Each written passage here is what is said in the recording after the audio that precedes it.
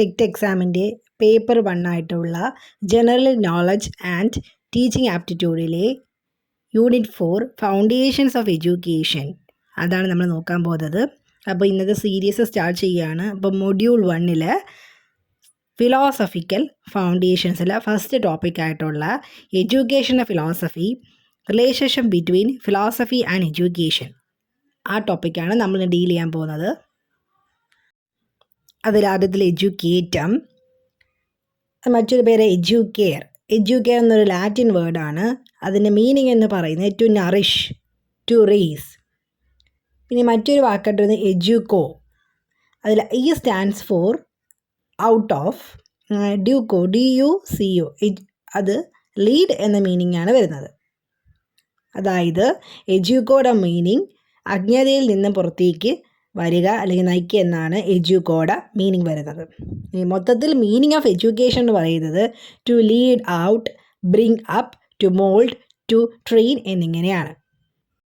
അപ്പോൾ എഡ്യൂക്കേഷൻ എന്ന് പറയുന്നത് ഒരു ലാറ്റിൻ വേർഡാണ്.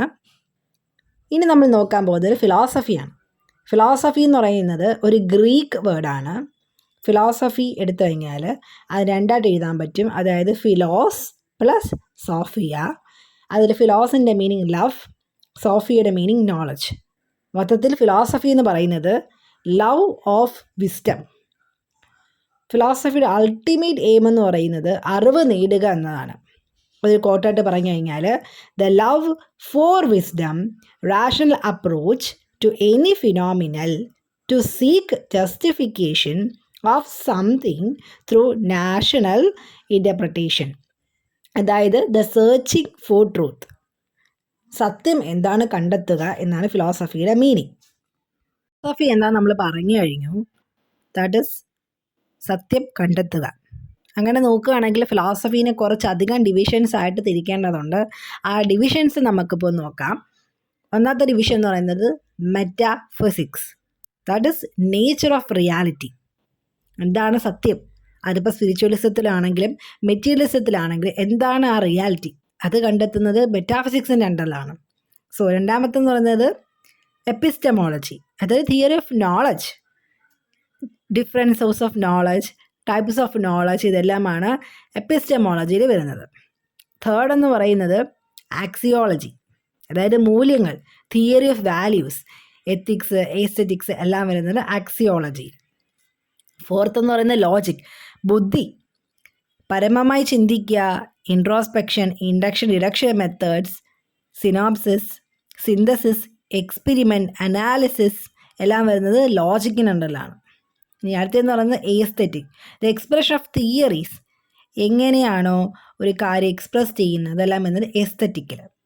ഇനി സിക്സ്ത് എന്ന് പറയുന്നത് എത്തിക്സ്, എന്തിനൊക്കെ നമ്മൾ എത്തിക്സ് കാണുമല്ലോ കടപ്പെട്ടിരിക്കുന്നത്, അതെല്ലാം വരുന്നത് എത്തിക്സിനുണ്ടല്ലോ. ഇനി സെവൻത് എന്ന് പറയുന്നത് political, that is democracy, socialism, secularism, feminism എല്ലാം വരുന്നത് ഈ പൊളിറ്റിക്കൽ. സോ ഫിലോസഫിയുടെ ഡിവിഷൻസ് എന്ന് പറയുന്നത് ഇപ്പോൾ നമ്മൾ 7 എണ്ണം പറഞ്ഞു കഴിഞ്ഞു. 1 metaphysics, 2 epistemology, 3 axiology, 4 logic, 5 aesthetic, 6 ethics and 7 political. ഇങ്ങനെ ഇത്രയും ഡിവിഷൻസിലാണ് നമ്മൾ ഈ ഫിലോസഫിയെ ഡിവൈഡ് ചെയ്യുന്നത്. ഇങ്ങനെയാണ് നമ്മൾ പല കാര്യങ്ങളിലും നമ്മൾ അറിവ് നേടുന്നത്. പ്ലേറ്റോ ഫിലോസഫിയെക്കുറിച്ച് പറഞ്ഞൊരു കോട്ട് നോക്കാം.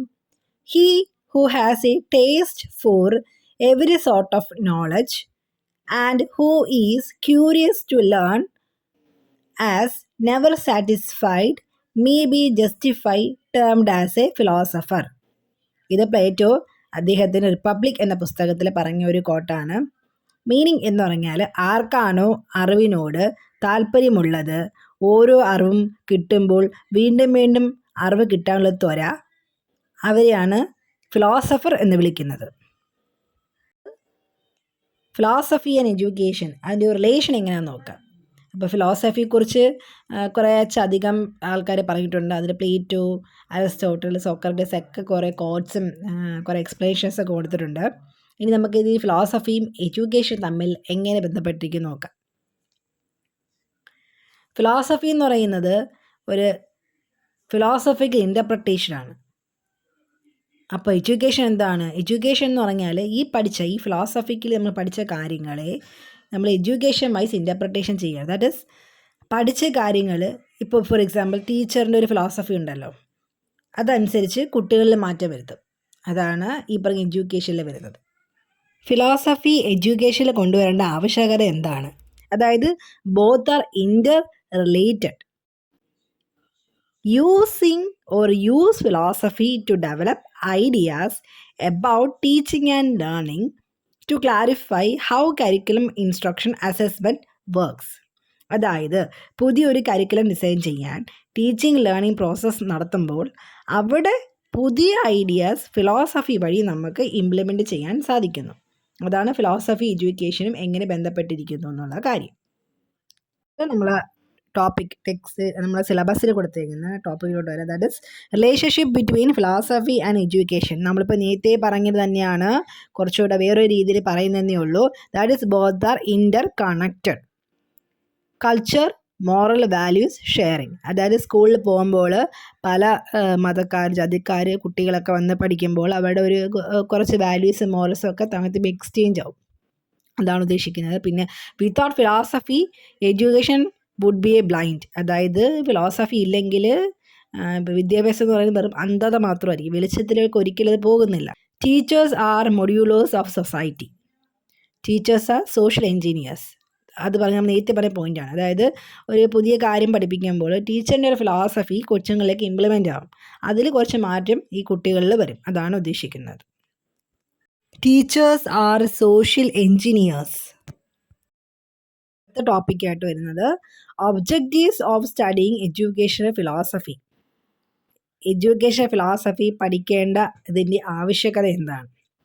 അതായത് philosophy deals with the most basic issues faced by human beings. The context of philosophy is better seen as asking questions rather than providing answers. ചുരുക്കം പറഞ്ഞാൽ ചോദ്യം ചോദിക്കുക, അതെങ്കിൽ ചോദ്യങ്ങളുടെ കൂട്ടമാണ് ഈ പറഞ്ഞ ഫിലോസഫി എന്ന് പറയുന്നത്. അങ്ങനെ ഉത്തരം നമ്മൾ എഡ്യൂക്കേഷനിൽ കൂടെയും കണ്ടെത്തുന്നു. Then philosophy is the study of questions. നേരത്തെ പറഞ്ഞത് ഈ പോയിൻ്റാണ്. To find out the solution for various education issues. ഇപ്പോൾ വിദ്യാഭ്യാസപരമായിട്ടുണ്ടാകുന്ന കുറേ കാര്യങ്ങൾക്ക്, കുറേ കുറ്റങ്ങൾക്ക് അല്ലെങ്കിൽ കുറേ പോരായ്മകൾക്ക് നമ്മൾ ഈ ഫിലോസഫിക്കലി വൈസ് നമ്മൾ ഉത്തരം കണ്ടെത്തും. Then the purpose of studying education philosophy is to make education according to the need base life and society.